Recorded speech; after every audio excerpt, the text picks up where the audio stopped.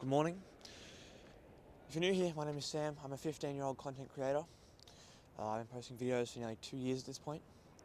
But right now, it is 6:35 a.m. on the 24th of June, 2025. And I'm out here at a pond near my house, quite a large pond. It's quite a nice spot. There's no one out right now, which there normally is people walking around it by now, but you know, better for my video, so I'm not complaining. Um, but I want to just talk about today the fact that no matter how much you lock in, you can still fall off. So, for context, in late July of 2024, I was sort of fed up with not really seeing any success on YouTube, not really getting any views. I had a period of a couple of weeks where I was getting 30, 50, 100 views every video for like 4 or 5 videos, and then it stopped, and I was like, the pinnacle of my success. Anyway, so that happened, and then I was like, I need to get, I need to get consistent. I need to really lock in, right? I need to properly lock in for the first time. And so from late July until very late October, I did a challenge called Project 90, and it's basically a 90-day sort of monk mode period where I, locked in. I started posting a lot more content throughout that time. Um, I did 41 days of daily uploading. And then I started posting every second day. I started posting a bunch of YouTube shorts, like a whole bunch of great stuff happened throughout that 3 months. I got another job. I started making more money. I started learning. I started working out a lot more. Like, it was a great 3 months. And then after that 3 months happened, I continued to sort of do all my content stuff. I was still posting more and more YouTube shorts and more YouTube videos. I went on to then do like 90 days of daily uploading again after that. Um, but I fell off with sort of my habits and my routines. And then in late December, my family and I moved across the country. So I've had a full new lifestyle reset. I've now got my own room, which is large enough for me to have a full desk set up and everything I can need in my room. I now record almost all my videos in my room. I edit in my room on my laptop. Like, a whole lot of stuff has changed. Really, like last year, I was sharing a room. I would record all my videos like outside because there was always people home. I would record videos on my phone and my mics. That was really all I had, was a phone, a mic, and a tripod. I didn't have much gear other than that.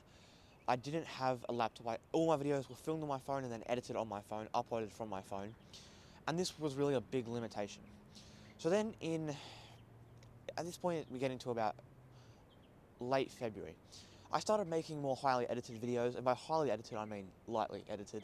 It was highly edited for me at the time.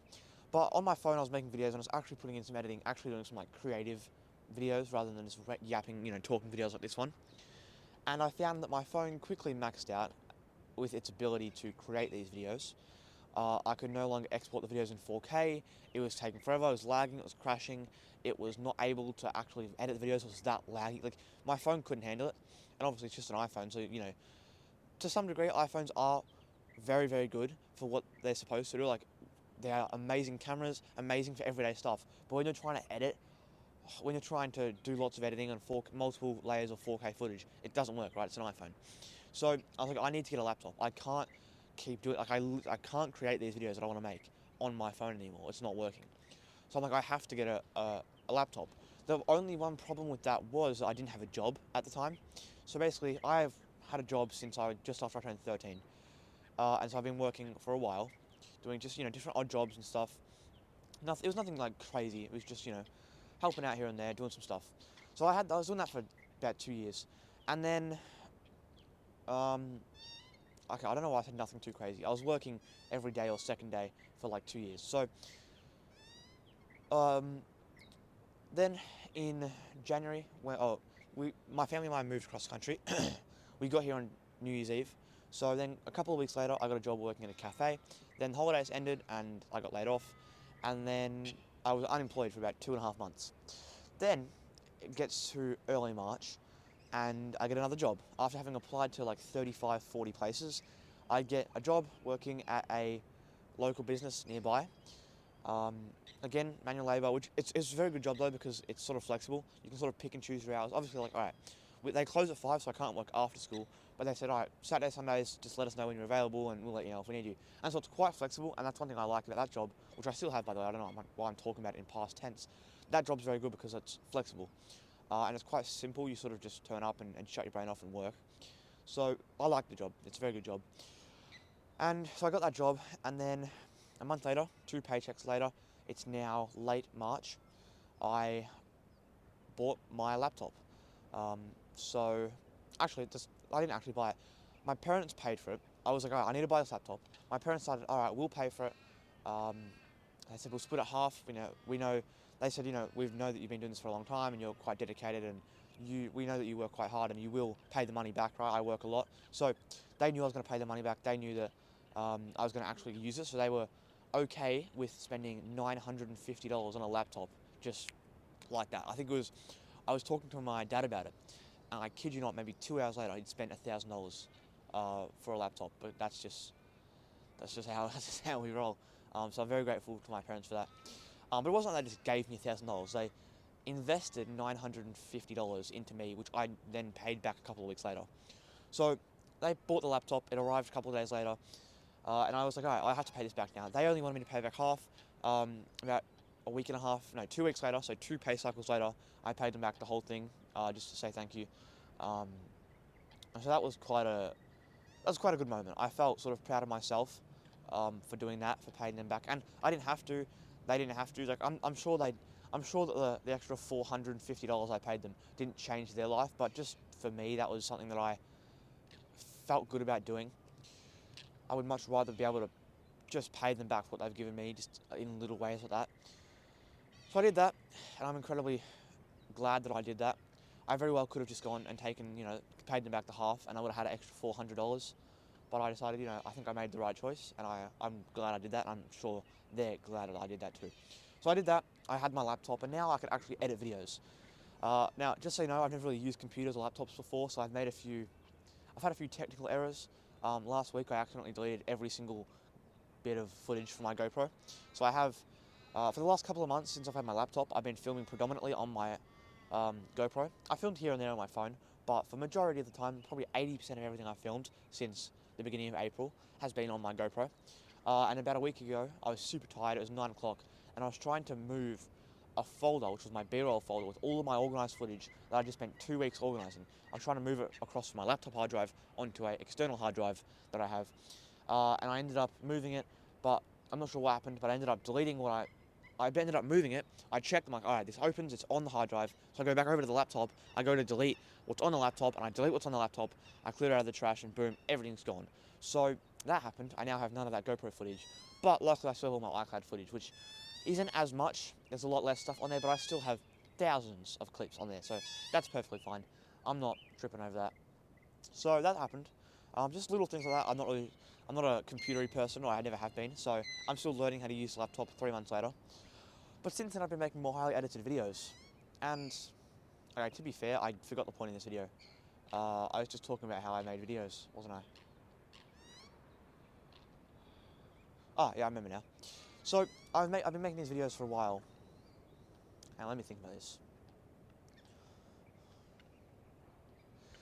And so basically, I was doing this for a few months. I started, making videos on my laptop, and about 6 weeks later, it gets to very early May, and I felt like I was in a bit of a rut. All right. So, for context, the last 4 months of last year, so from August to December, were absolutely amazing months for me. I made insane progress with fitness, with workouts, with content, with money, with investing. Like every area of my life increased exponentially in those last 4 months of the year. And then I was again on a roll for the first January and February of this year. They were great months. I was creating a bunch of content. I was working out a lot. I was doing all these different things. I had a new environment. I was going out a lot. When I say going out, like on bike rides, not like partying and stuff. But, my life was doing pretty well. Then throughout sort of March and April, I felt like I was in a rut. I felt like I was still working, I was still creating videos, I was still doing all my things, but my routines were off, my habits were off. I felt like I wasn't quite fully committed. I felt like I wasn't locked in like I should be.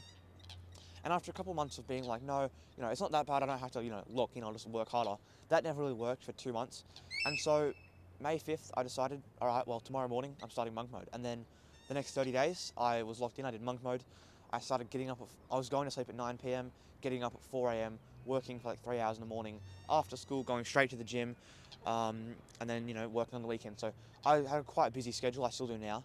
I've now since then got a second job, so I'm now working after school a couple of nights a week as well, and a couple of extra shifts a week.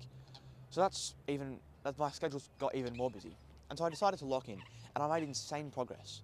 And yet again, I've learnt the lesson that if you do not stick to the planning and stick to the routines and stick to the schedules, you will fall off.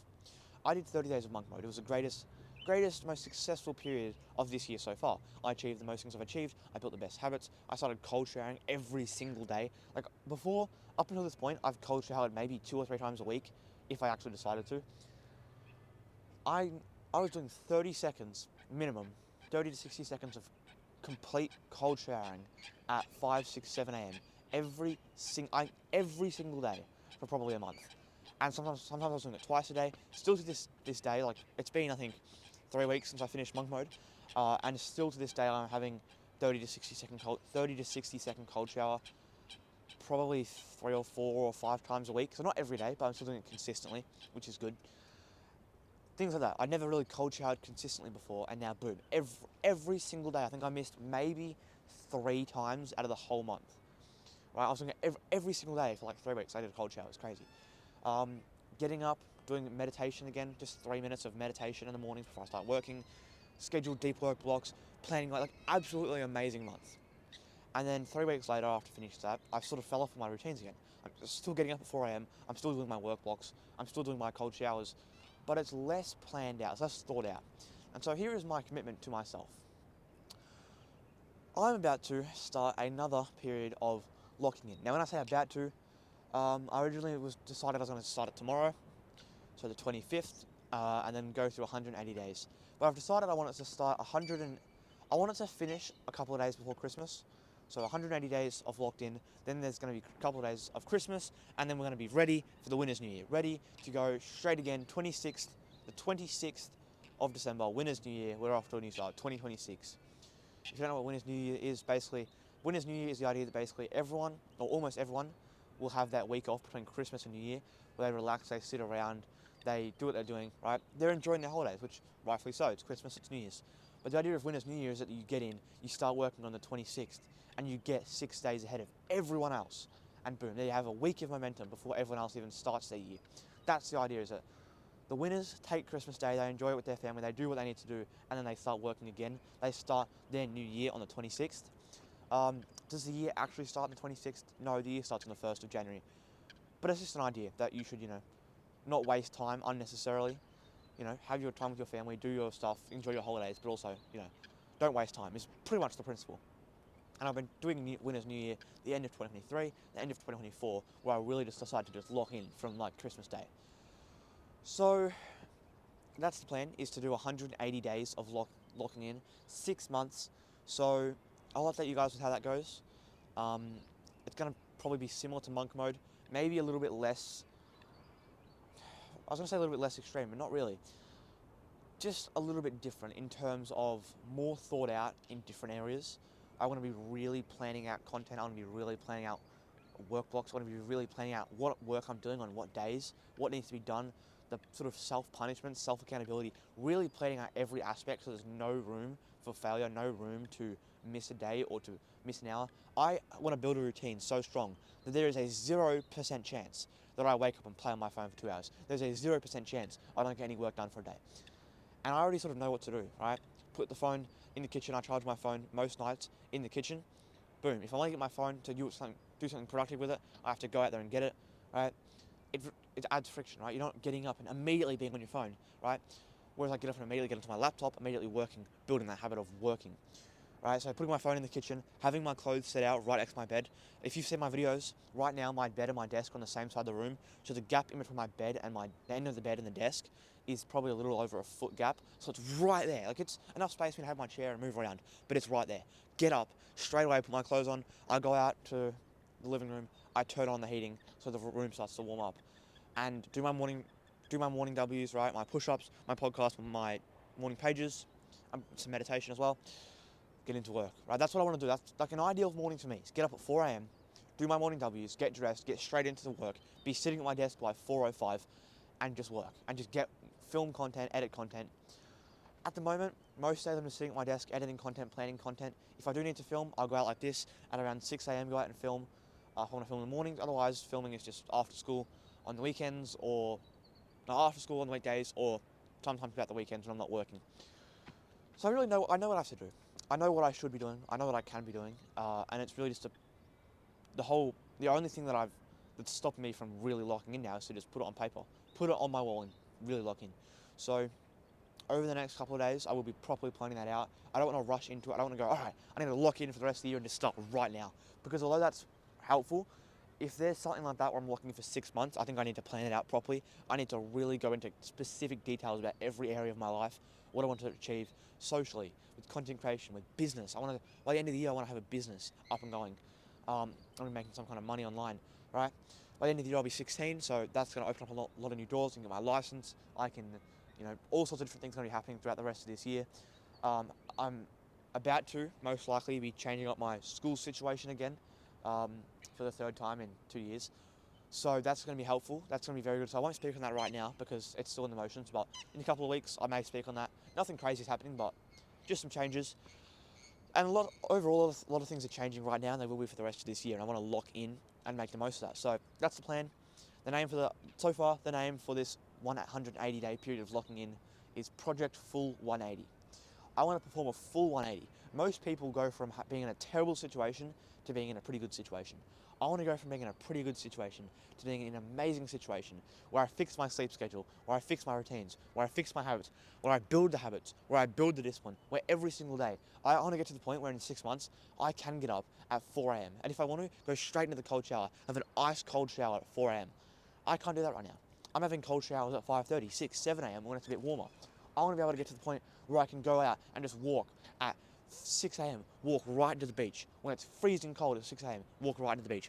I want to be able to get to the point where when I'm out in public, I can just go up and talk to someone without hesitation. Like right now, I'm trying to be a bit more social. So there's been times where I've gone up to people or I've cold approached people. I won't talk on that because I'm not an expert on it, but I've done that a few times. Nothing crazy, nothing successfully, but a few times I've gone up and approached someone and just talked to them, right? And I feel like that's been very beneficial for me, and I want to do that again. I want to get to the point where I can just see someone, and whether it be a man, woman, young, old, whatever it is, if I want to talk to them, I can just go up and talk to them without any hesitation. I want to get to the point where when I get up, if I have work to do, I can do it without hesitation, without getting on my phone, without doing any of the time wasting. I want to just really become as capable as possible.